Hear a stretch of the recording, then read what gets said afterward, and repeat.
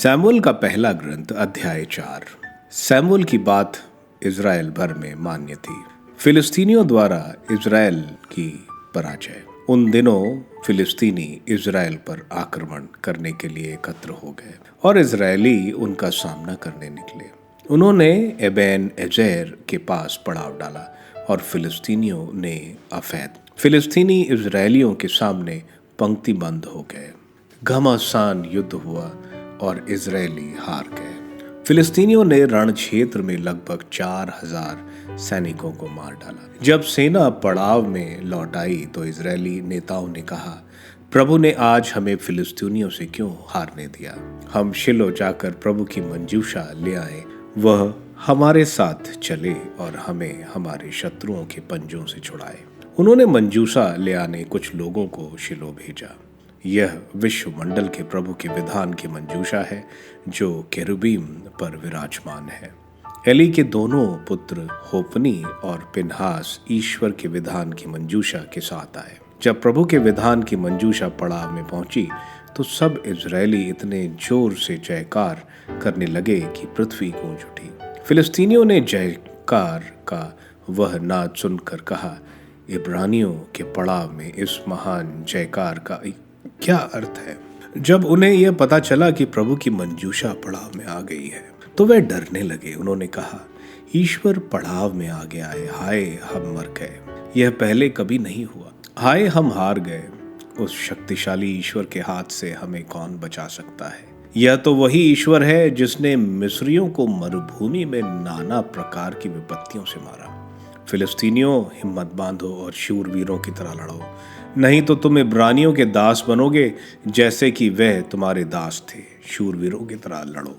फिलिस्तीनियों ने आक्रमण किया। इज़राइली हार कर अपने तंबुओं में भाग गए। यह उनकी करारी हार थी। इज़राइलियों के 30,000 पैदल सैनिक मारे गए। ईश्वर की मंजीषा छीन ली गई और एली के दोनों पुत्र होपानी और पिनहास भी मार दिए गए। एली की मृत्यु।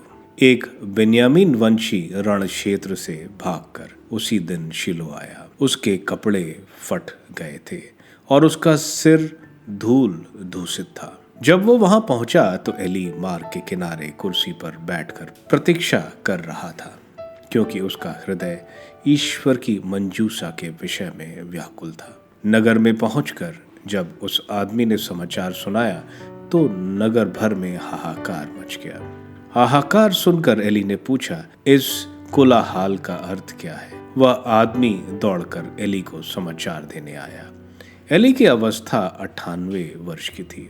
उसकी दृष्टि धुंधली पड़ गई थी और वह देख नहीं सकता था। उस आदमी ने एली से कहा, मैं अभी अभी युद्ध क्षेत्र से भागकर आया हूँ। उसने पूछा, अच्छा बेटा, क्या हाल है? जो व्यक्ति समाचार लाया उसने उत्तर दिया, इज़राइली फिलिस्तीनियों के सामने से भाग निकले हैं, बहुत से सैनिक मारे गए। आपके दोनों पुत्र होपनी और पिनहास मारे गए हैं और ईश्वर की मंजूषा छीन ली गई है। ज्यों ही उसने ईश्वर की मंजूषा का नाम लिया, एली फाटक की बगल में अपने आसन पर से पीछे की ओर लुढ़क गया। उसकी गर्दन टूट गई और उसके प्राण निकल गए, क्योंकि वह बहुत बूढ़ा हो चला था और उसका शरीर बहुत मोटा था। उसने इज़राइल में 40 वर्ष तक न्यायकर्ता का कार्य किया था। पिनहास की पत्नी की मृत्यु। उसकी पोतुहू पिनहास की पत्नी गर्भवती थी और उसके प्रसव का समय निकट था। जैसे ही उसे ईश्वर की मंजूषा के अपहरण और अपने ससुर और पति दोनों की मृत्यु का समाचार मिला, वह गिर पड़ी। उसे प्रसव पीड़ा होने लगी और उसे प्रसव हो गया। जब वो मरने को थी तो उसकी सेवा करने वाली स्त्रियों ने उससे कहा, डरिए नहीं, आपको एक लड़का हुआ है। परंतु उसने ना तो इसका उत्तर दिया और ना इस पर ध्यान ही दिया। उसने ये कहते हुए लड़के का नाम इकाबोद रखा। ईश्वर की महिमा इज़राइल से उठ गई है। उसने ईश्वर की मंजूषा के अपहरण तथा अपने ससुर और पति की मृत्यु के कारण ऐसा कहा।